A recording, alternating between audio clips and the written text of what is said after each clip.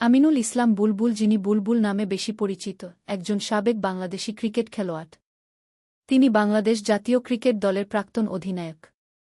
এছাড়া বাংলাদেশের ঘরোয়া লিগে অধিনায়কত্ব করেছেন মোহামেডানের হয়ে।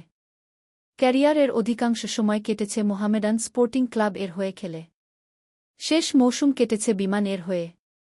বাংলাদেশ ক্রিকেটের অন্যতম পুরোধা এই সাহসী ক্রিকেটার আমাদের দেশের প্রথম খেলোয়াড় হিসেবে মাইনর কাউন্টি খেলতে ইংল্যান্ড যান।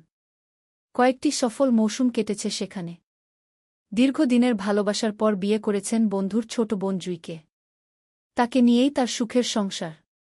বাংলাদেশের অভিষেক টেস্টে তারও টেস্ট অভিষেক ঘটে। ক্যারিয়ারের প্রথম ম্যাচে ১৪৫ রান করে সাডা জাগালেও নির্বাচকদের নতুনদের সুযোগ করে দেবার নীতি এর শিকার হয়ে ফর্মে থাকা অবস্থায় জাতীয় দল থেকে বাদ পড়েন এবং পরে অভিমানবশত অবসর নেন জাতীয় দল থেকে, যদিও তিনি একটি সাক্ষাৎকারে বলেছেন যে আমি অবসর নেইনি, আমি দল থেকে বাদ পড়ে গেছি।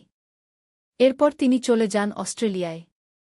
সেখানে তিনি একাধিক কোচিং-এর প্রোগ্রাম করে স্থানীয় একটি দলে কোচ-পরবর্তী খেলোয়াড় হিসেবে কাজ করেছেন।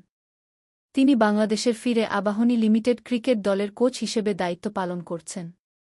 বাংলাদেশের প্রথম ক্রিকেটার হিসেবে টেস্টে সেঞ্চুরি করেছিলেন আমিনুল ইসলাম বুলবুল। আমিনুল ইসলাম বুলবুল ৩০ মে ২০২৫ সাল থেকে বাংলাদেশ ক্রিকেট বোর্ডের সভাপতির দায়িত্ব পালন করছেন। আমরা আশা করতেই পারি যে বাংলাদেশ ক্রিকেট উন্নতির জন্য বুলবুল নিজের সততা ও বুদ্ধিমত্তা দিয়ে সর্বোচ্চ চেষ্টা করবেন।